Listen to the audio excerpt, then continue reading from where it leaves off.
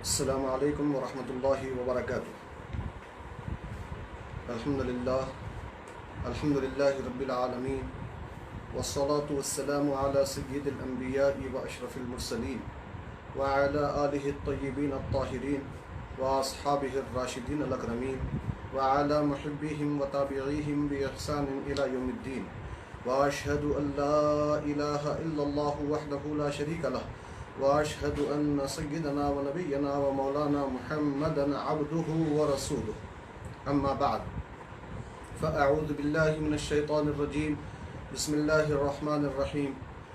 وإلى عاد أخاهم هودا قال يا قوم اعبدوا الله ما لكم من إله غيره إن أنتم إلا مفترون، صدق الله العظيم وبلغنا رسوله النبي الأمين الكريم ونحن على ذلك لمن الشاهدين والشاكرين والحمد لله رب العالمين۔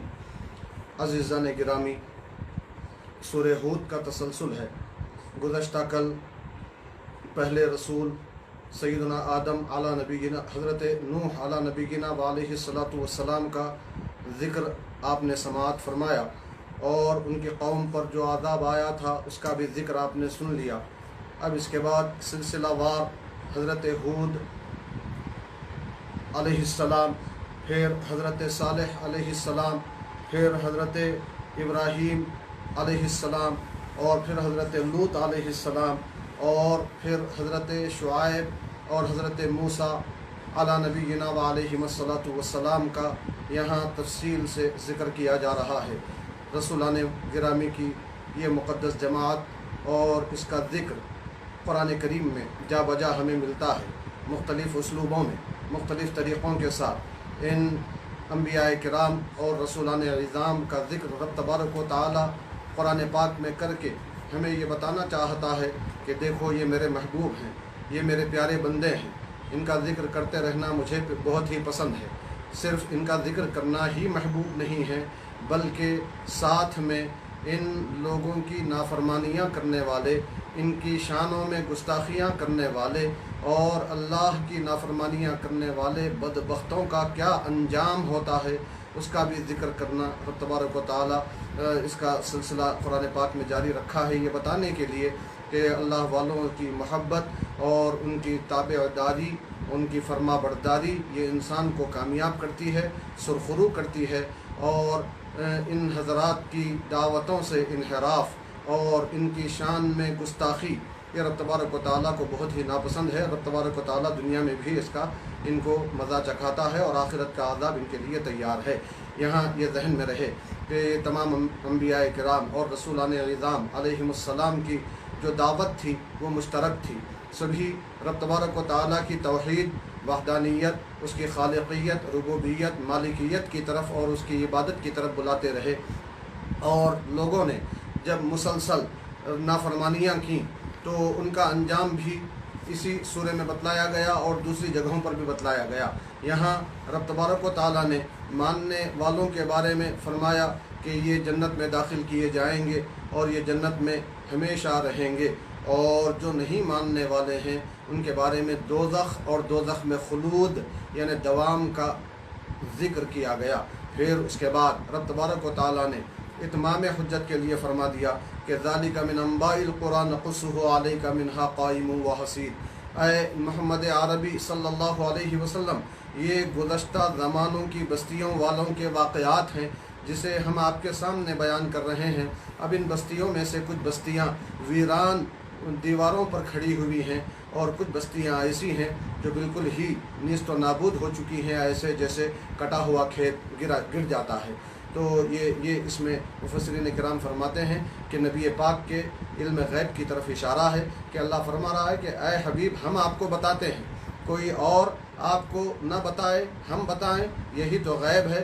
یہ ایسے واقعات ہیں جن واقعات کے وقوع پذیر ہونے کے وقت میں آپ وہاں موجود نہیں تھے، مگر ہمارے بتانے سے آپ اس کے عالم ہیں، اور اس کا علم رکھنا یہی غیب کا علم کہلاتا ہے۔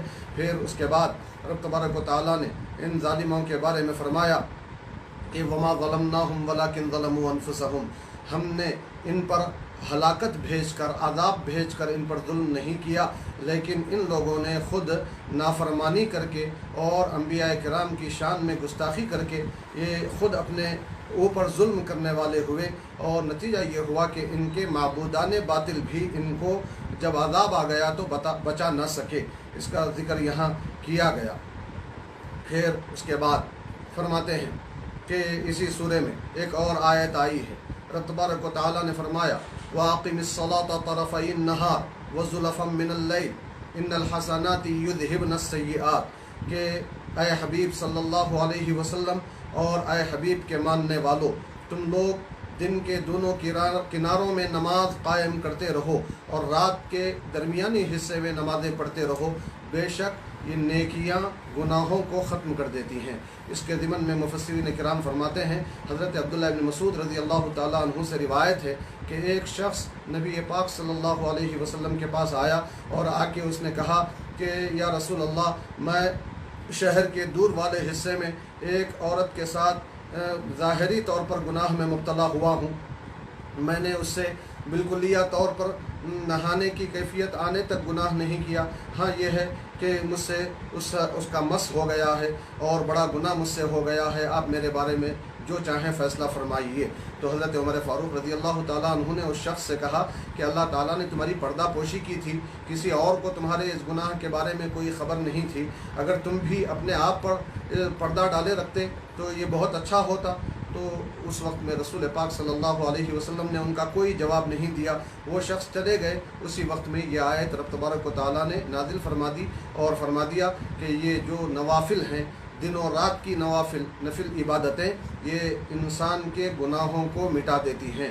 اسی لیے رسول پاک صلی اللہ علیہ وسلم نے ارشاد فرمایا، حدیث پاک میں ہے کہ وَأَتْبِعِ السَّيِّئَةَ الْحَسَنَةَ تَمْحُوهَا، کہ تم گناہ کے پیچھے فوری نیکی کر لو تو وہ نیکی اس گناہ کو مٹا دے گی۔ اس کا ذکر یہاں کیا گیا۔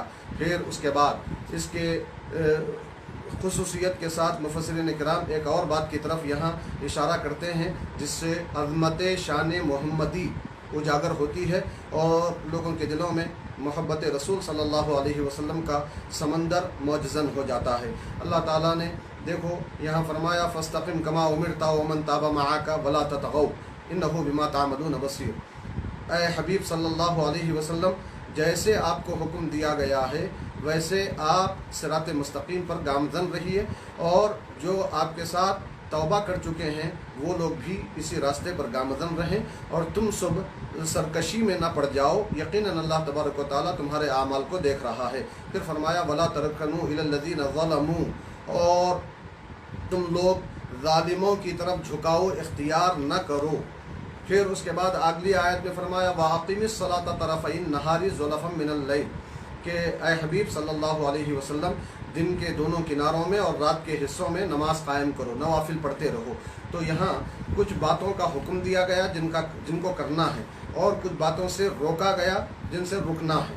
تو اس میں خصوصیت یہ بتلائی گئی کہ جہاں نیکیاں کرنے کا حکم دینے کی بات ہوئی تو خطاب بظاہر رسول پاک صلی اللہ علیہ وسلم سے ہے، اب جب گناہوں سے بچنے کا حکم دینے کی بات ہوئی تو وہاں خطاب سرکار سے نہیں کیا گیا۔ کیوں؟ اس لیے کہ انبیاء تو معصوم ہوتے ہیں، ان سے کسی گناہ کا صدور بالکل ناممکن ہے۔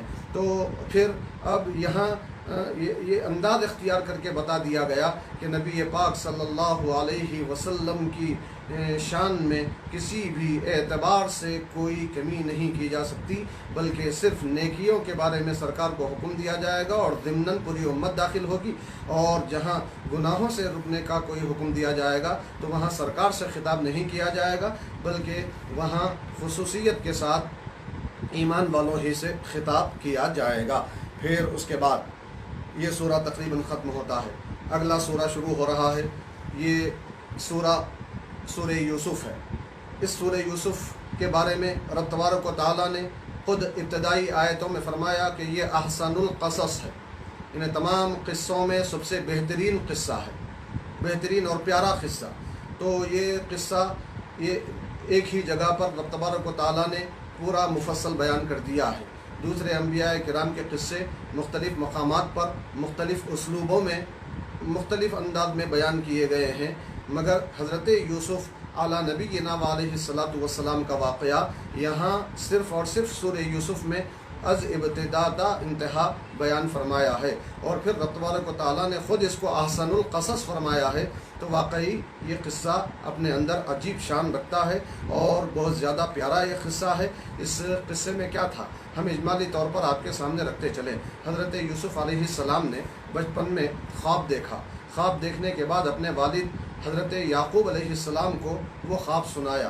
خواب میں کیا دیکھا آپ نے کہ فرمایا کہ میں نے خواب دیکھا ہے کہ 11 تارے اور چاند و سورج مجھے سجدہ کر رہے ہیں، سجدہ کرتے ہوئے میں نے دیکھا ہے۔ حضرت یعقوب علیہ السلام اللہ کے نبی تھے، آپ نے اس خواب کو سننے کے بعد یقین کر لیا کہ میرے 12 بیٹوں میں سے نبوت کا تاج حضرت یوسف علیہ السلام ہی کو عطا ہونے والا ہے۔ اس لیے آپ نے فرمایا کہ اے میرے بیٹے، اس قصے کو تم اپنے بھائیوں کے سامنے مت بیان کرو، ورنہ وہ تمہارے ساتھ کوئی چال چلیں گے، اور یہ اپنی طرف سے یہ چال نہیں چلیں گے، بلکہ شیطان انسان کا کھلا دشمن ہے، شیطان ان کو اس پر ابھارے گا۔ پھر اس کے بعد کیا ہوا؟ حضرت یوسف علیہ السلام پہلے سے حسین و جمیل تھے۔ حدیث پاک میں آتا ہے کہ پوری دنیا کا آدھا حسن و جمال رب تبارک و تعالیٰ نے حضرت یوسف علیہ السلام کو عطا فرمایا تھا۔ تو اس حسن و جمال کی وجہ سے آپ بڑے پیارے تھے اور ہر ایک کا دل آپ کی طرف کھنچتا تھا۔ اب حضرت یعقوب علیہ السلام بحیثیت والد ان سے بڑی محبت کرتے تھے، اور جب آپ نے یہ خواب سن لیا تو آپ کو جب یہ یقین ہو گیا کہ یہی نبوت کے لیے چن لیے گئے ہیں، تو ان سے محبت میں اور اضافہ ہو گیا۔ بھائیوں نے جب یہ دیکھا تو ایک مرتبہ اپنے والد کے پاس آنے سے پہلے آپس میں مشورہ کرنے لگے، دیکھو کہ یوسف کی محبت میں ہمارے والد کھوئے ہوئے ہیں اور ہماری طرف توجہ نہیں دے رہے ہیں، ایسا کریں، کچھ بھی کریں، ہم یوسف کو ان کے پاس سے ہٹا دیں، یوسف کو ہٹا دیں۔ اس کا طریقہ کیا ہوگا؟ تو ان بھائیوں میں سے کسی نے مشورہ دیا کہ ان کو قتل کر دیا جائے، اور کچھ نے کہا کہ نہیں، یہ ہمارا اپنا خون ہے، انہیں قتل کرنا آسان نہیں ہے، بجائے اس کے ہم لے جا کے ان کو کسی کنویں میں ڈال دیں گے، والد صاحب سے بہانہ کر لیں گے کہ ہم تفریح کے لیے جا رہے ہیں، تو یہ ہمارے ساتھ ان کو کر دیں گے اور ہم لے جا کے ان کو کنویں میں ڈال دیں گے، اور پھر والد صاحب کے پاس آ کے ایک کہانی سنائیں گے کہ وہ کہانی کیا تھی۔ وہ سب آنے کے بعد وہ سنائے وہ واقعہ کیا تھا۔ حضرت یعقوب علیہ السلام سے اجازت لے کر حضرت یوسف علیہ السلام کو لے چلے۔ لے جانے کے بعد لے جانے سے پہلے حضرت یعقوب علیہ السلام نے کہا تھا کہ بیٹا، تم لوگ تو بڑے ہو مگر یوسف بہت چھوٹا بچہ ہے، تم لوگ اپنے سامان کے پاس میرے بچے کو بٹھا دو گے اور تم لوگ دوسرے اور تفریح میں مشغول رہو گے، کہیں ایسا نہ ہو کہ کوئی بھیڑیا آ جائے اور یوسف کو چیر پھاڑ کر کھا نہ لے۔ تو اس وقت میں بھائیوں نے کہا کہ ہم میں سے ہر ایک اتنی طاقت رکھتا ہے کہ ایک بھیڑیے کا مقابلہ کر سکتا ہے، ہم حفاظت کریں گے۔ تو خیر حضرت یوسف علیہ السلام کو اجازت سے یہ لوگ لے کر چلے۔ وہاں جانے کے بعد اپنے منصوبے کے مطابق ان لوگوں نے حضرت یوسف علیہ السلام کو ان کا کرتا اتار لے کر ان کو کنویں کی تہ میں پھینک دیا۔ کنویں کی تہ میں حضرت یوسف علیہ السلام چلے۔ رسول پاک صلی اللہ علیہ وسلم ارشاد فرماتے ہیں کہ حضرت جبریل علیہ السلام فرماتے ہیں کہ رب تبارک و تعالیٰ نے مجھے حکم دیا کہ اے جبریل، یوسف کنویں کی منڈیر سے کنویں کی تل کی طرف جا رہے ہیں، ان کے گہرائی میں پہنچنے سے پہلے تم سدرۃ المنتہا سے زمین پر جاؤ اور یوسف کو اپنے ہاتھوں میں لے لو، نیچے گرنے نہ دو، ان کو کوئی گزند پہنچنے نہ دو۔ رب تبارک و تعالیٰ اپنے انبیاء کرام کی ایسے حفاظت کرتا ہے۔ حضرت جبریل آئے، حضرت یوسف علیہ السلام کو آسانی سے اپنے ہاتھوں پر لے کر ایک پتھر پر آپ کو کنویں کے اندر بٹھا دیا، اور ادھر یہ بھائی جب شام ہوئی تو ایک بھیڑیے کو مار کر اس کا خون حضرت یوسف علیہ السلام کے کرتے پر لگائے اور والد صاحب کے پاس روتے ہوئے جا کے کہنے لگے کہ ابا جان، ہم بھاگ دوڑ کا مقابلہ کر رہے تھے، یوسف کو سامان کے پاس بٹھائے تھے اور واقعی بھیڑیے نے آپ کے کہنے کے مطابق کھا لیا ہے، اور آپ یقین کریں نہ کریں، ہم ان کا کرتا بھی لے کر آئے ہیں، جو خون آلود ہے۔ حضرت یعقوب علیہ السلام اس کرتے کو لے کر اپنے آنکھوں سے لگا کے رونے لگے اور کہنے لگے بڑا عجیب بھیڑیا تھا کہ اس نے یوسف کو تو کھا لیا مگر اس کے کرتے کو ذرا برابر بھی اس نے نہیں چیرا، نہیں پھاڑا۔ یہ اشارہ تھا اس بات کی طرف کہ حضرت یوسف علیہ السلام کے بارے میں حضرت یعقوب بحیثیت نبی جانتے تھے کہ حضرت یوسف زندہ ہیں بلکہ محفوظ ہیں، کیونکہ اللہ تبارک و تعالیٰ نے خود یہاں اس واقعے میں یہ ارشاد فرمایا وَأَوْحَيْنَا إِلَيْهِ لَتُنَبِّئَنَّهُمْ بِأَمْرِهِمْ هَذَا وَهُمْ لَا يَشْعُرُونَ کہ ہم نے حضرت یعقوب علیہ السلام کے پاس وحی نازل فرما دی تھی کہ ان کے معاملے کی ان کو خبر دے دیں، ان کو واقف ہو جائیں، جبکہ یہ بیٹے دوسرے بیٹے اس بات کو جانتے نہ تھے۔ تو حضرت یعقوب جانتے تھے مگر مصلحت خداوندی تھی، آپ نے اپنے زبان پر قفل لگا لیا، آپ نے اس کی وضاحت نہیں کی۔ بہرحال ادھر حضرت یوسف علیہ السلام کنویں کی تہ میں پہنچے اور اسی وقت میں وہاں ایک قافلہ گزرنے لگا، قافلے نے پڑاؤ ڈالا، پڑاؤ ڈالنے کے بعد وہ لوگ پانی اور لکڑی کی تلاش میں نکل پڑے۔ تو کچھ لوگ کنویں کے پاس بھی آئے پانی کی تلاش میں، انہوں نے ڈول اندر چھوڑا، جب ڈول اندر پہنچا تو اللہ کے حکم سے حضرت یوسف علیہ السلام اس ڈول میں بیٹھ گئے۔ اوپر والوں نے سمجھا کہ کنویں کا پانی ڈول میں آ گیا ہے، انہوں نے ڈول پکڑ کر کھینچا، جب وہ ڈول باہر آیا تو وہ دیکھتے ہی تعجب میں پڑ گئے اور کہنے لگے یہ تو ایک خوبصورت بچہ ہے، یہ تو ایک بچہ ہے۔ خیر جیسے ہی بھائیوں کو معلوم ہوا کہ قافلے والوں نے کنویں سے یوسف علیہ السلام کو نکال دیا ہے، وہ دوڑے ہوئے آئے اور آ کے بولے کہ یہ ہمارا غلام ہے اور بھگوڑا غلام ہے، ہم اس کو بیچ دیتے ہیں۔ تو قافلے والوں نے ان کو خرید لیا اس خیال سے کہ جا کے اپنے شہر میں بیچیں گے تو بڑی قیمت اس کی پائیں گے۔ تو بھائیوں نے معمولی سی قیمت میں حضرت یوسف علیہ السلام کو بیچا، قافلے والے لے کر چلے اور مصر پہنچے۔ اس مال کے ساتھ میں آپ کے سامنے واقعہ رکھ رہا ہوں۔ حضرت یوسف علیہ السلام کو بازار مصر میں بیچا گیا۔ جب آپ کی بولی لگائی گئی تو پورے شہر والے تقریباً حاضر ہو گئے اور سب بولی پر بولی لگانے لگے۔ بالآخر عزیز مصر نے آپ کو خرید لیا۔ عزیز مصر کی جو بیوی تھی زلیخا، وہ آپ پر فریفتہ ہوئی اور آپ کو ایک ایسے محل کے اندر بلوایا جس کے 7 دروازے تھے، اور حضرت یوسف علیہ السلام جیسے جیسے ایک دروازے سے گزرتے جاتے تھے وہ ہر دروازے کو مقفل کرتی چلی جاتی تھی۔ جب 7 دروازے مقفل ہو گئے تو زلیخا نے حضرت یوسف علیہ السلام کے ساتھ گناہ کا ارادہ کیا، مگر حضرت یوسف علیہ السلام گناہ کے ارادے سے بھی باز رہے۔ کیوں؟ اس لیے کہ انبیاء کرام اعلان نبوت سے پہلے بھی معصوم ہوتے ہیں اور رب تبارک و تعالیٰ ان کی حفاظت فرماتا رہتا ہے، تو انہوں نے گناہ کا ارادہ نہیں کیا۔ اللہ تبارک و تعالیٰ نے بھی اس واقعے کو بیان کرتے ہوئے واضح طور پر فرما دیا وَلَقَدْ هَمَّتْ بِهِ، یقیناً زلیخا نے حضرت یوسف کے ساتھ برائی کا ارادہ کیا۔ پھر اس کے بعد اللہ نے فرمایا وَهَمَّ بِهَا لَوْلَا أَن رَأَىٰ بُرْهَانَ رَبِّهِ، حضرت یوسف بھی زلیخا کا ارادہ کر لیتے اگر وہ اپنے رب کی نشانی نہ دیکھ لیتے۔ پتہ چلا کہ اللہ نے نشانی بتا دی اور ان کو بچا لیا۔ اب بچنے کی صورت کیا ہوئی؟ فرماتے ہیں کہ حضرت یوسف علیہ السلام کو معلوم تھا کہ دروازے بند ہیں، ہر دروازے پر قفل لگا ہوا ہے، مگر اس کے باوجود حضرت یوسف علیہ السلام اللہ کی ذات پہ بھروسہ کرتے ہوئے قفل والے بند دروازے کی طرف دوڑے۔ جیسے ہی دروازے کے قریب پہنچے، روایتوں میں آتا ہے کہ قفل خود بخود کھل گیا اور دروازہ واہ ہو گیا، اور حضرت یوسف علیہ السلام آگے بڑھتے چلے گئے، پورے دروازے پیچھے کھلتے جا رہے ہیں اور یوسف علیہ السلام آگے بڑھتے جا رہے ہیں اور زلیخا ان کا پیچھا کر رہی ہیں۔ پیچھے سے حضرت زلیخا نے اس وقت میں حضرت یوسف علیہ السلام کا کرتا پکڑ کے کھینچا تو کرتا پیچھے سے پھٹ گیا۔ حضرت یوسف علیہ السلام زور لگا کر آگے بھاگ رہے تھے۔ جیسے ہی آخری دروازے کے باہر پہنچے تو عزیز مصر زلیخا کا جو شوہر تھا وہ سامنے آ گیا۔ جیسے ہی وہ سامنے آیا تو زلیخا نے واضح طور پر اپنی براءت اور پاکیزگی کا اعلان کرتے ہوئے پورا الزام حضرت یوسف علیہ السلام پر لگا دیا کہ یوسف نے میرے ساتھ برائی کا ارادہ کیا ہے اور جو تمہارے گھر والوں کے ساتھ برائی کا ارادہ کرے اس کو کیا سزا ہونی چاہیے۔ تو اتنا کہنا تھا کہ اسی وقت میں وہیں پر زلیخا کی ایک خالہ وہاں بیٹھی ہوئی تھی، اپنے بچے کو دودھ پلا رہی تھی۔ وہ بچہ وہاں گواہی دینے کے لیے موجود تھا، کیونکہ حضرت یوسف علیہ السلام نے اپنی براءت کا اعلان کیا اور بتا دیا کہ میں غلطی پر نہیں ہوں، میں نے کوئی غلطی نہیں کی۔ اس کی دلیل میں آپ نے فرمایا کہ اگر وہ بچہ گواہی میں بولا، دودھ پیتا بچہ جو ابھی بولنے کی عمر کو نہیں پہنچا تھا، وہ حضرت یوسف علیہ السلام کی پاکی کی گواہی دیتے ہوئے بولا کہ اگر یوسف کا کرتا سامنے سے پھٹا ہوا ہو تو یوسف غلطی پر ہیں اور زلیخا سچی ہے، اور اگر کرتا پیچھے سے پھٹا ہوا ہو تو یوسف بری ہیں اور زلیخا جھوٹی ہیں۔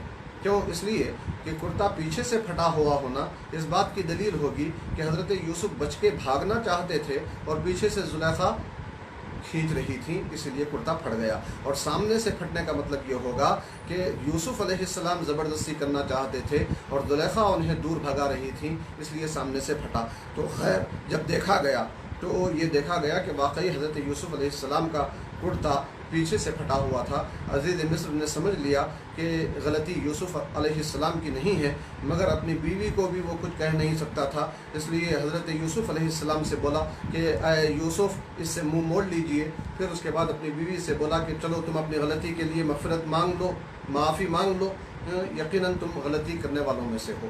خیر یہ ہو گیا، مگر یہ واقعہ پھیلنے لگا۔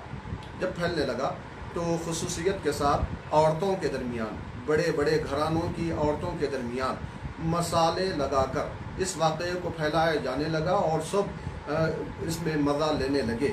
تو جیسے ہی زلیخا کو اس بات کی خبر پہنچی تو زلیخا نے پورے بڑے بڑے گھرانوں کی عورتوں کو جمع کیا اور ان کے لیے دعوت کا اہتمام کیا، اور جب یہ سب آ کے دسترخوان پہ بیٹھ گئیں تو ان کے سامنے پھل اور چھری رکھ دی، اور جب وہ پھل اور چھری اپنے ہاتھ میں لے کر پھل کاٹنے کے قریب ہوئی تو اسی وقت حضرت یوسف علیہ السلام کا بناؤ سنگھار کر کے، حالانکہ یوسف علیہ السلام پہلے ہی سے حسین و جمیل تھے، جو دیکھتا تھا آپ پر فریفتہ ہو جاتا تھا، مگر یہاں حسن و جمال کو اور نکھارا گیا اور پھر ان عورتوں کے سامنے سے گزارا گیا۔ جیسے ہی ان عورتوں نے حسن یوسفی کو دیکھا تو اپنے ہاتھوں میں جو پھل تھے ان پھلوں کے ساتھ اپنی انگلیاں بھی کاٹ لیں، اور ان کو اپنے انگلیوں کے کٹنے کا احساس ہرگز بھی نہ ہوا۔ یہ جمال یوسفی میں، حسن یوسفی میں گم ہونے کی وجہ سے یہ کیفیت ہوئی، وارفتگی کی وجہ سے یہ کیفیت ہوئی۔ انگلیاں کٹ گئیں مصر کی عورتوں کی، مگر انہیں انگلیوں کے کٹنے کا احساس تک نہ ہوا۔ پھر اس کے بعد جب حضرت یوسف علیہ السلام نے یہ دیکھا، یہ معاملہ تو بڑا عجیب ہوتا جا رہا ہے، یہ عورتیں مجھے ایک تماشا بنانے پر تلی ہوئی ہیں۔ آپ نے اپنے طور پر اللہ تعالیٰ سے دعا کی کہ اے اللہ، جس چیز کی طرف یہ عورتیں مجھے بلا رہی ہیں میں اس پر قید خانے کو ترجیح دیتا ہوں، قید خانے کو۔ رب تبارک و تعالیٰ نے آپ کی دعا کو قبول فرمایا، اور عزیز مصر کے ذہن میں آیا کہ یوسف علیہ السلام کو بظاہر قید میں ڈال دینا چاہیے، حالانکہ ان کی کوئی غلطی اور گناہ نہیں ہے، پھر بھی آپ کو قید میں ڈالا گیا۔ جب قید خانے میں آپ پہنچے تو حضرت یوسف علیہ السلام کے سامنے دو قیدی آئے۔ ایک قیدی کہنے لگا کہ میں خواب میں یہ دیکھ رہا ہوں کہ بادشاہ کو مشروب بنا کر، شراب بنا کر پیش کر رہا ہوں، اور دوسرے نے کہا کہ میں نے یہ خواب دیکھا ہے کہ میں نے اپنے سر پر روٹیوں کی ایک ٹوکری اٹھائی ہوئی ہے اور اس میں سے پرندے روٹیاں کھا رہے ہیں۔ تو اے یوسف، آپ بھلے آدمی معلوم ہوتے ہیں، ہم دونوں کے خواب کی تعبیر بتائیے۔ تو حضرت یوسف علیہ السلام نے ان دونوں سے کہا ٹھیک ہے، میں تم دونوں کو تمہارے خواب کی تعبیر بتا دوں گا، مگر یہ تھوڑا سا تم کو انتظار کرنا ہوگا، ابھی کھانے کا جب وقت آئے گا اس سے پہلے میں تم کو خواب کی تعبیر بتا دوں گا۔ تو اس سے پہلے میں کچھ باتیں تم کو کہنا چاہتا ہوں۔ یہ خواب کی جو تعبیر کا مسئلہ ہے، مجھے میرے رب نے اس کی تعلیم دی ہے، اور یہ بھی ذہن میں رکھو کہ میں بے ایمان قوم کے ایمان و عقیدے کو چھوڑ چکا ہوں۔ میں میرے آبا و اجداد حضرت ابراہیم، حضرت اسحاق اور حضرت یعقوب علیہ السلام کے دین کا پیروکار ہوں، اور ہم لوگ اللہ کے ساتھ کسی کو شریک نہیں ٹھہراتے، اور یہ جو نبوت اور خواب کے تعبیر کے علم کی خصوصیت مجھے دی گئی ہے، یہ اللہ کا ہم پر فضل ہے، لیکن بہت سارے لوگ شکر گزاری نہیں کرتے۔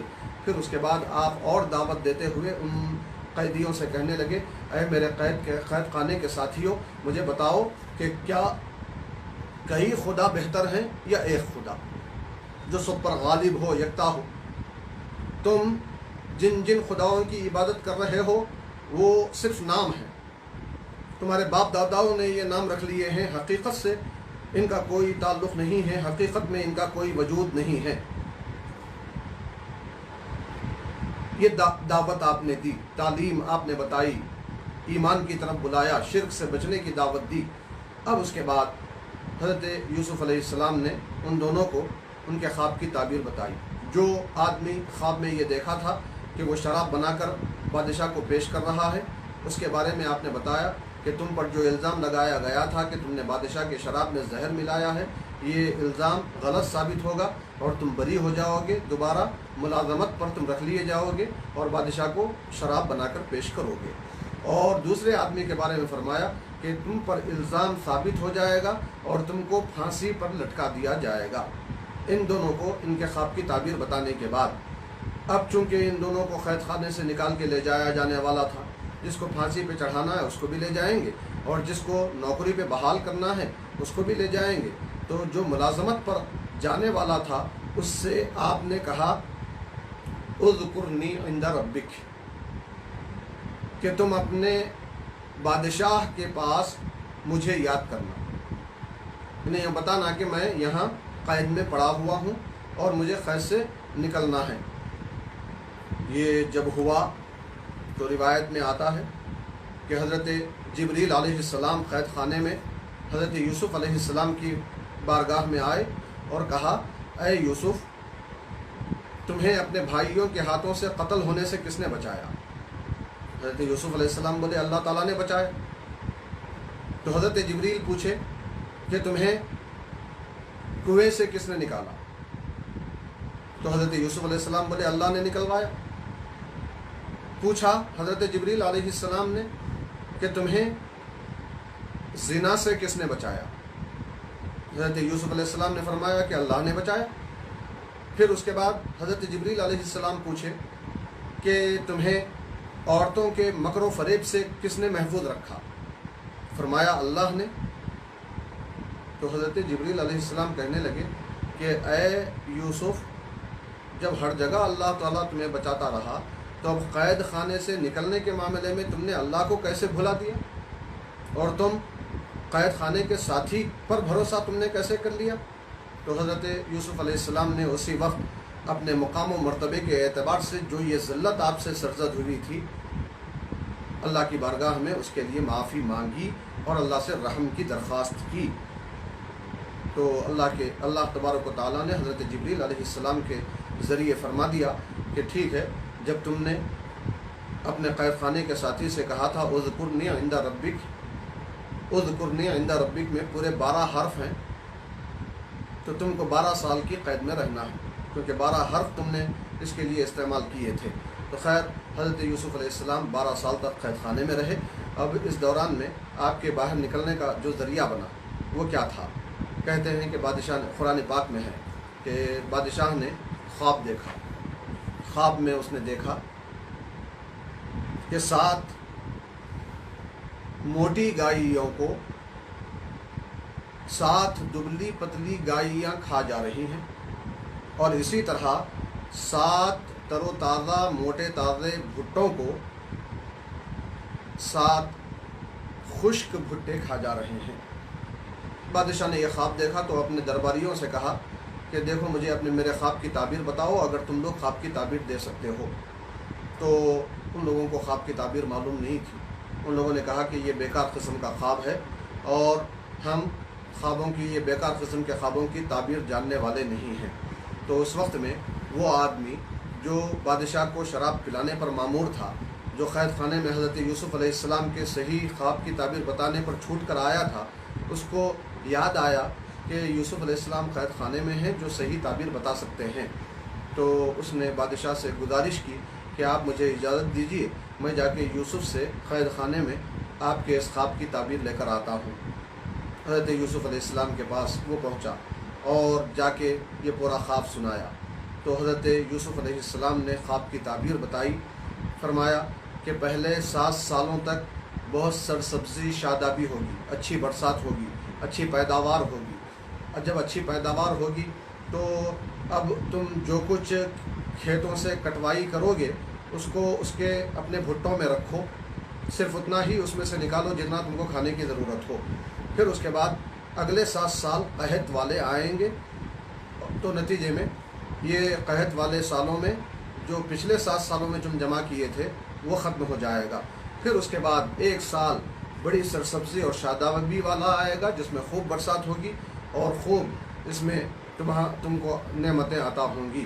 یہ خواب کی تعبیر وہ بادشاہ کا درباری حضرت یوسف علیہ السلام سے سن کر حضرت یوسف علیہ السلام کے پاس سے آ کے بادشاہ کو سنایا۔ تو بادشاہ نے کہا کہ ٹھیک ہے، یوسف کو قید خانے سے لے کر آؤ، میں خود اس خواب کی تعبیر ان کے زبان سے سننا چاہتا ہوں۔ جب وہ قاصد حضرت یوسف علیہ السلام کے پاس قید خانے سے رہائی کا مژدہ لے کر پہنچا تو حضرت یوسف علیہ السلام بغیر کسی تردد کے قید خانے سے نکلنے کے لیے بیتاب نہیں ہو گئے، بلکہ آپ نے فرمایا جاؤ جا کے اپنے مالک سے پوچھو کہ ان عورتوں کا کیا معاملہ ہے جنہوں نے اپنے ہاتھ کاٹ لیے تھے۔ میرا رب تو ان عورتوں کے مکر کو، ان کے فریب کو جانتا ہے، مگر میں یہ چاہتا ہوں کہ مجھ پر جو الزام لگایا گیا ہے وہ صاف ہو جائے۔ تو بادشاہ نے ان عورتوں کو بلا کے پوچھا تو اس وقت میں تمام عورتیں بیک زبان بولی کہ ہم نے یوسف میں کوئی خرابی نہیں دیکھی۔ اور اس وقت میں عزیز مصر کی بیوی نے بھی یہ واضح کر دیا اور کہہ دیا کہ حق واضح ہو چکا ہے، میں نے ہی یوسف کو اپنی طرف جھکانے کی کوشش کی تھی، یقیناً یوسف سچے ہیں، انہوں نے کوئی غلطی نہیں کی۔ جب یہ خبر حضرت یوسف علیہ السلام تک پہنچی تو حضرت یوسف علیہ السلام نے فرمایا کہ وما ابرئ نفسی ان النفس لامارۃ بالسوء الا ما رحم ربی، کہ میں اپنے نفس کی براءت کا اعلان نہیں کر رہا ہوں، کیونکہ نفس تو برائیوں کا حکم دیتا رہتا ہے، مگر میرا رب جس پر رحم کرے وہی محفوظ رہتا ہے۔ تو خیر، جب حضرت یوسف علیہ السلام کی پاکی ان عورتوں نے بھی بیان کر دی جو مکر و فریب کر رہی تھی، تو اب یوسف علیہ السلام کو بڑی شان و شوکت کے ساتھ قید خانے سے لایا گیا۔ جب یوسف علیہ السلام آئے اور خواب کی تعبیر بادشاہ نے خود ان کے زبانی سن لی تو بادشاہ نے کہا کہ اب کیا کیا جائے، میں تو بوڑھا ہو چکا ہوں، اگلے 7 سال تک بارش ہوگی، پھر اس کے بعد 7 سال تک قحط پڑے گا، پھر 1 سال بارش ہوگی، یہ 15 سالوں تک کیا انتظام میں کرنے کی طاقت نہیں رکھتا، کیا کروں؟ تو اس وقت میں یوسف علیہ السلام نے فرمایا اجعلنی علی خزائن الارض، کہ زمین کے خزانوں کا مجھے مالک بنا دو، مجھے بادشاہ بنا دو، میں یہ انتظام کرنے کی طاقت رکھتا ہوں، انی حفیظ علیم، بے شک میں حفاظت بھی کر سکتا ہوں اور اس کا طریقہ بھی جاننے والا ہوں۔ تو اس طرح رب تبارک و تعالیٰ نے حضرت یوسف علیہ السلام کو کنویں کی قید سے چھٹکارا دلا کر تخت شاہی پر متمکن کر دیا۔ آپ بادشاہ بن گئے اور انتظامی امور میں مصروف ہو گئے، دن گزرتے رہے، پہلے 7 سال گزر گئے، اگلے 7 سال قحط کے شروع ہو گئے۔ جب اگلے 7 سال شروع ہوئے تو ادھر حضرت یوسف علیہ السلام نے پہلے اچھی بارش والے 7 سالوں میں جو حسن انتظام سے زمین کی پیداوار کو گوداموں میں محفوظ کر دیا تھا، اب اس کو فروخت کیا جانے لگا، تو لوگ دور دراز سے اس اناج کو خریدنے کے لیے آنے لگے۔ تو کنعان سے آپ کے بھائی بھی اپنے والد حضرت یعقوب علیہ السلام کی اجازت سے حضرت یوسف علیہ السلام سے اناج لینے کے لیے آئے۔ ان کو معلوم نہیں تھا کہ تخت سلطنت پر متمکن ان کے اپنے وہ چھوٹے بھائی ہیں جن کو انہوں نے بچپن میں کنویں میں ڈال دیا تھا۔ وہ آئے، یہ سمجھ کر آئے کہ ایک بادشاہ ہے، اس کے پاس بہت اناج ہے اور وہ اس پریشانی کے وقت میں لوگوں کی مدد کر رہا ہے۔ وہ لوگ آئے تو دیکھا حضرت یوسف علیہ السلام نے اپنے بھائیوں کو پہچان لیا کیوں؟ اس لیے کہ بھائیوں سے جب علیحدگی ہوئی تھی تو یہ بھائی پہلے ہی سے جوان تھے، اب جوانی سے ادھیڑ عمر کی طرف وہ رواں دواں تھے، تو زیادہ تبدیلیاں ان میں نہیں آئی تھیں۔ اس لیے یوسف علیہ السلام نے تو اپنے بھائیوں کو پہچان لیا، مگر وہ لوگ حضرت یوسف علیہ السلام کو نہیں پہچان سکے، کیونکہ یوسف علیہ السلام بچپن میں ان سے جدا ہوئے تھے، اب ایک نوجوان کی شکل میں ان کے سامنے تھے۔ تو خیر حضرت یوسف علیہ السلام نے ان کو اناج دے دیا، اور پھر اس کے بعد ان کے بھائیوں کے بارے میں پوچھا کہ کتنے بھائی ہو، تو وہ لوگ اپنے پورا گھر کا خاندانی پس منظر بیان کرنے لگے، اور بتایا کہ ہم لوگ پورے 11 بھائی ہیں۔ پوچھا اور ایک بھائی کہاں ہے؟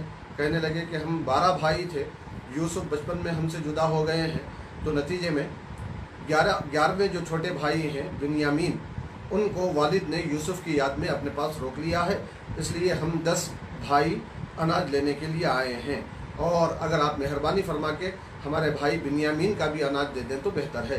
تو حضرت یوسف علیہ السلام نے ان لوگوں سے ایک وعدہ لیا، کہا کہ ٹھیک ہے، اگلی دفعہ جب تم لوگ پھر اناج لینے کے لیے آؤ گے تو اپنے بھائی بنیامین کو بھی ساتھ لیتے آنا، ورنہ میں تمہیں اناج نہیں دوں گا۔ پھر اس کے بعد پورے 10 بھائیوں کی بنڈیاں تیار کر دی گئیں، اور بنیامین کی بنڈی بھی تیار کر دی گئی، اور ساتھ میں حضرت یوسف علیہ السلام نے اپنے کارندوں کو حکم دے دیا کہ ان کی دی ہوئی قیمت کو انہی کے اناج میں چھپا کر واپس کر دو، کیونکہ بھائیوں کو اناج دے رہے ہیں، پیسے کیسے دیں۔ خیر یہ بھائی واپس پہنچے کنعان مصر سے، والد یعقوب علیہ السلام کے پاس جا کے کہنے لگے کہ دیکھیے بادشاہ بڑا مہربان ہے، اور وہ یہ چاہتا ہے کہ ہم اگلے سفر میں چھوٹے بھائی بنیامین کو ان کے پاس لے کے جائیں، اور آپ یہ یقین رکھیں کہ ہم بنیامین کی پوری حفاظت کریں گے، آپ ہم پر بھروسہ کیجیے۔ حضرت یعقوب علیہ السلام بولے کیا میں تم پر بنیامین کے معاملے میں ایسے ہی بھروسہ کروں جیسا بھروسہ میں یوسف کے بارے میں تم پر کر چکا ہوں؟ تو ان لوگوں نے کہا کہ نہیں، ایسی کوئی بات نہیں، ہم پوری حفاظت کریں گے۔ خیر اس کے بعد جب اناج کھولا گیا اور اس میں سے ان کی قیمت واپس نکلی، تو ان لوگوں کو اپنے موقف میں اور مضبوطی پیدا کرتے ہوئے وہ لوگ اور اپنی گفتگو کو آگے بڑھانے لگے۔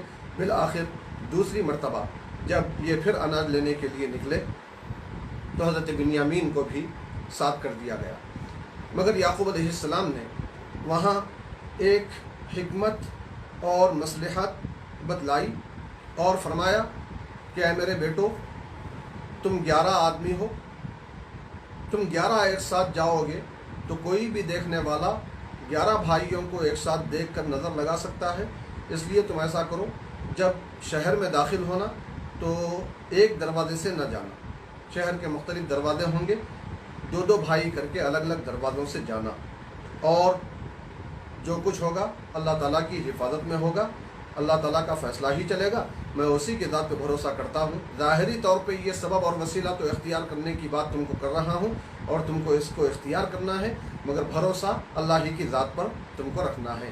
تو یہ والد سے پورا پختہ وعدہ کر کے بنیامین کو لے کے چلے، مصر کو پہنچے۔ جب مصر کو پہنچے تو وہاں والد کے حکم کے مطابق یہ لوگ شہر کے مختلف دروازوں سے شہر میں داخل ہوئے، اور جب یوسف علیہ السلام کے سامنے بنیامین پہنچ گئے تو بنیامین چونکہ حضرت یوسف علیہ السلام کے ماں شریک بھائی تھے، ایک ماں کے یہ 2 بیٹے تھے، اور بڑی ماں کے وہ 10 بیٹے، تو یہ یوسف علیہ السلام نے اپنے حقیقی بھائی، ماں شریک بھائی حضرت بنیامین کے سامنے اپنے آپ کو ظاہر کر دیا اور کہا کہ دیکھو، میں تمہاری محبت میں بہت وارفتہ ہوں، میں تمہیں اپنے پاس روک لینا چاہتا ہوں، اب یہ لوگ اناج لے کے نکلیں گے تو کوئی نہ کوئی بہانہ کر کے میں تم کو روک لوں گا۔ اس کے لیے طریقہ یہ بنایا گیا کہ آپ نے ایک سونے کا پیالہ بنیامین کے اناج میں چھپانے کا حکم دے دیا۔ قافلہ واپسی کے لیے تیار ہو گیا اناج لے کر۔ زیادہ تفصیل میں ہم نہیں لے جا رہے ہیں، اجمالی طور پر کچھ واقعات آپ کے سامنے رکھ رہے ہیں تاکہ پورے واقعہ کا منظر آپ کے سامنے آ جائے۔ حضرت یوسف علیہ السلام کے پاس سے جب یہ قافلہ واپس جانے کے لیے نکلا، جس میں بنیامین بھی شامل تھے، ہر ایک کا الگ الگ بنڈی میں اناج بار کر دیا گیا تھا۔ جب یہ لوگ شہر کے باہر کچھ دور چلے گئے تو اچانک हुकूमत के कारिंदे दौड़ते हुए आए, उनको घेर लिए और फिर वापस चलने का हुक्म दिए। तो काफ़िले वाले हज़रत यूसुफ़ अलैहिस्सलाम के भाई ताज्जुब से पूछने लगे, क्या बात है, क्यों हमें वापस बुलवाया जा रहा है? कहा कि बादशाह का सोने का प्याला चोरी हो गया। तो वो भाई उस वक्त कहने लगे कि हम चोर नहीं, हमने ऐसी कोई गलती नहीं की। तो फिर अब करना क्या चाहिए? बोले सामान की तलाशी ली जाएगी, जिसके सामान से वो सोने का प्याला बरामद होगा उसको कानून के मुताबिक सज़ा से गुज़रना होगा। कानून का तरीक़ा वहाँ का ये था कि चोर को 1 साल तक उस आदमी की खिदमत में रख दिया जाता था जिसके सामान की उसने चोरी की है। तो अब वापस उनको लाया गया और फिर उसके बाद उनके सामान की तलाशी ली गई। पहले दूसरे भाइयों का सामान देखा गया और आखिर में बिन्यामीन के सामान की तरफ आए। क्यों? इसलिए कि अगर पहले ही बिन्यामीन के सामान की तरफ चले जाते तो दूसरे भाइयों को शक हो सकता था। बिल आखिर जब बिन्यामीन का सामान खोला गया, अनाज खोला गया, तो उसमें से वो सोने का प्याला बरामद हुआ। जब सोने का प्याला बरामद हुआ तो उस वक्त में उन लोगों ने कहा कि इन यसरिक फ़क़द सरक़ा अख़ुन लहू मिन क़ब्ल, अगर बिन्यामीन ने चोरी की है तो ये कोई ताज्जुब की बात नहीं, इसलिए कि इससे पहले इनके जो हकीकी भाई यूसुफ थे वो भी चोरी कर चुके हैं। ये भाई कहने लगे। वाक़या क्या था? वाक़या ये हुआ था कि बचपन में एक मरतबा हज़रत यूसुफ अलैहिस्सलाम को उनकी फूफी अपने पास लेके गई थी और चूँकि यूसुफ अलैहिस्सलाम बड़े हसीन और जमील थे, ज़ुलेखा उनके फूफी उनको बहुत महबूब रखती थी। वो चाहती थी कि कुछ दिनों के लिए यूसुफ अलैहिस्सलाम को अपने पास रोक लें। ज़ाहिरी तौर पर कोई ज़रिया न था रोकने का, वापस भेजना भी ज़रूरी था। तो उन्होंने यही तरीक़ा इख्तियार किया कि यूसुफ अलैहिस्सलाम के ऊपर एक चोरी का इल्ज़ाम साबित कर दिया। नतीजे में उसकी पादाश में हज़रत यूसुफ अलैहिस्सलाम को अपनी फूफी के पास 1 साल तक रहना पड़ा था। उसी वाक़े की तरफ इशारा करते हुए यहाँ भाई कहने लगे कि बिन्यामीन ने अगर चोरी की है तो इनके भाई यूसुफ भी इससे पहले चोरी कर चुके हैं। हज़रत यूसुफ अलैहिस्सलाम ये सब माजरा सुन रहे हैं, अपने बारे में जो कहा जा रहा है उसको सुन रहे हैं, मगर उसके बावजूद क़ुव्वत बर्दाश्त देखिए, हिल्म देखिए कि आप उनके सामने इस बात को ज़ाहिर नहीं करते।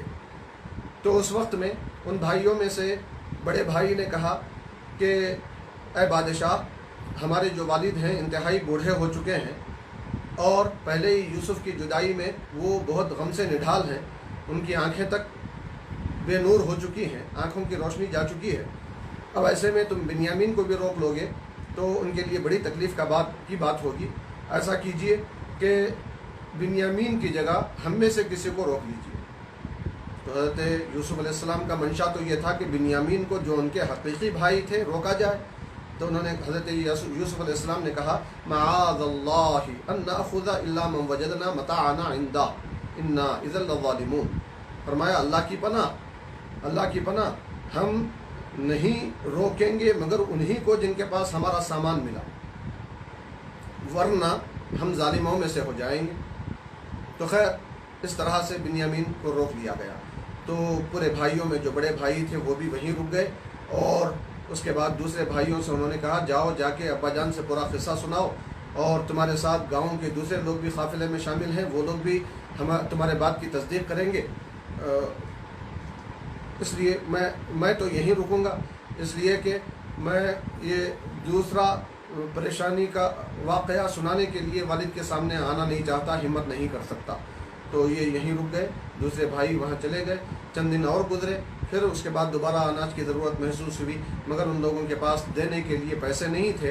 तो वहाँ से वो लोग फिर आए, हज़रत यूसुफ अलैहिस्सलाम के पास आए और आके कहने लगे कि अब तो हमारे पास देने के लिए भी कुछ भी नहीं है, बराह करम हम पर मेहरबानी कीजिए और हमको कुछ न कुछ अता कीजिए, क्योंकि हमको बहुत ज़्यादा गुर्बत और मुफलिसी ने घेर लिया है, कुछ सदक़ा और खैरात के तौर पर हमें दे दीजिए।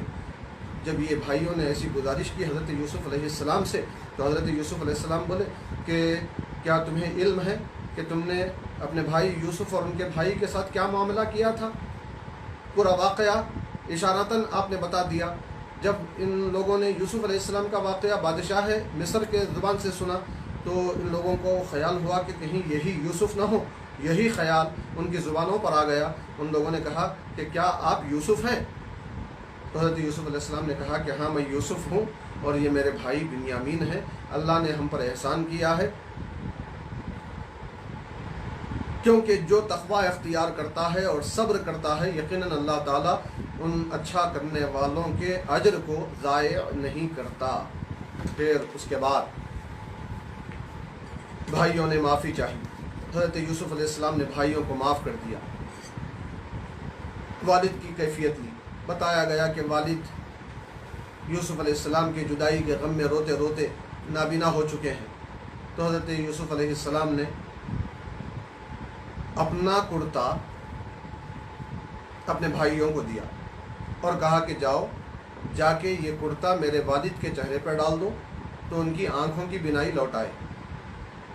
ادھر یہ کرتا یہاں سے نکلا. بھائیوں کا قافلہ مصر سے کنعان کے لیے نکلا. ادھر کنعان میں حضرت یعقوب علیہ السلام وہاں موجودہ لوگوں سے کہنے لگے انی لاجد ریحا یوسف کہ میں یوسف کی خوشبو سونگھ رہا ہوں. یوسف کی خوشبو سونگھ رہا ہوں. آپ دیکھیں قوت شامہ نبوت کہ حضرت یوسف یعقوب علیہ السلام کنعان میں ہیں اور مصر کی خوشبو حضرت یوسف کی وہاں سونگھ رہے ہیں. یہی لوگ کہتے ہیں کہ یوسف علیہ السلام جب کنعان کے باہر کنویں میں تھے یعقوب علیہ السلام کو پتہ نہیں تھا. ایسا کہنا نادانی ہے. میں جیسے پہلے بھی بتا چکا ہوں کہ اللہ نے فرمایا وَأَوْحَيْنَا إِلَيْهِ ہم ان کی طرف وحی کر چکے تھے. ان کو بتا چکے تھے کہ یوسف کیا ہیں, کس حال میں ہیں, کہاں ہیں. نہ بتانا, خاموشی اختیار کرنا کسی مصلحت کی بنیاد پر تھا, لا علمی کی بنیاد پر نہیں تھا. اللہ تعالیٰ اپنے انبیاء کو جن چیزوں کا علم دینا چاہے کسی میں روکنے کی طاقت نہیں ہے. خیر یہ کرتا پہنچا حضرت یوسف کا یعقوب علیہ السلام کے پاس, اور جب یہ کرتا نبی کے جسم کا لگا ہوا کرتا, متبرک کرتا, نسبت والا کرتا حضرت یعقوب علیہ السلام کی آنکھوں سے لگا تو آپ کے آنکھوں کی بینائی لوٹ آئی. وہاں سے پورا خاندان حضرت یوسف علیہ السلام سے ملاقات کے لیے چل پڑا. اور جب صبح مصر کے قریب پہنچے تو تقریباً 2 میل آگے بڑھ کر حضرت یوسف علیہ السلام نے اپنے والدین اور اپنے بھائیوں کا استقبال کیا. بہت ہی محبت بھرا انداز تھا, بہت ہی جذباتی انداز تھا. گلے ملے پورے عزت کے ساتھ, پورے شان و شوکت کے ساتھ حضرت یعقوب علیہ السلام اور ان کے اہلیہ اور ان کے بیٹوں کو حضرت یوسف علیہ السلام مصر لے کر آئے اور تخت خلافت پر جلوہ گر ہوئے اور سب کو تخت ہی پر بٹھایا گیا. مگر سب کے سب اس وقت میں حضرت یوسف علیہ السلام کے سامنے سجدہ کناں ہو گئے. جب سجدہ کناں ہو گئے تو یوسف علیہ السلام اس وقت میں عرض کرنے لگے ابا جان یہ میرے بچپن کے خواب کی تعبیر ہے. بچپن میں جو میں نے دیکھا تھا کہ 11 تارے اور چاند و سورج مجھے سجدہ کر رہے ہیں, یہ اس کی تعبیر ہے. 11 تاروں سے مراد 11 بھائی ہیں اور چاند سے مراد والدہ اور سورج سے مراد والد ہیں. یہ پورا واقعہ یہاں بیان کیا گیا پوری شان کے ساتھ, اور اس کے کچھ اور بھی بہت ساری باتیں ضمن رہ گئیں. وقت کا خیال کرتے ہوئے ہم نے اسی پر اکتفا کیا. یہ واقعہ بیان کرنے کے بعد رب تبارک و تعالیٰ پھر یہاں یہ بھی ارشاد فرما رہا ہے کہ دیکھو جب کبھی رسولان گرامی کی مقدس ذاتوں پر ایسے حالات اور واقعات کا ورود ہوتا ہے تو ہماری مدد ان کے پاس آ جاتی ہے اور پھر ہم جن کو چاہتے ہیں نجات دے دیتے ہیں, جس کو چاہتے ہیں بچا لیتے ہیں. حضرت یوسف علیہ السلام جن حالات سے گزرنے کے بعد پھر جس شاہانہ شوکت کے درجے میں پہنچے اس کو گویا یہاں بتلایا گیا, اور یہ بتلایا گیا کہ رب تبارک و تعالیٰ اپنے انبیاء کرام کو کبھی بھی بے یار و مددگار نہیں چھوڑتا, ان کی مدد فرماتا رہتا ہے. اور اس میں نبی پاک صلی اللہ علیہ وسلم کے علم غیب کی طرف بھی اشارہ ہے کہ یہ واقعہ نبی پاک کے اعلان نبوت سے ہزاروں سال پہلے پیش آیا تھا, اور اس واقعے کا بیان کرنا یہ غیب کی خبر دینا ہے. پھر اس کے بعد اگلا سورہ رعد ہے. سورہ رعد کے بارے میں 1-2-4 باتیں ہم بیان کریں گے, اس لیے کہ اس کے 1-2 رکوع آج کے سوا پارے میں شامل ہیں. اس میں پہلے تو یہ ذہن میں رکھیں کہ رات کہتے ہیں بجلی کی کڑک کو, بجلی کی کڑک کے بارے میں ذہن میں رہے.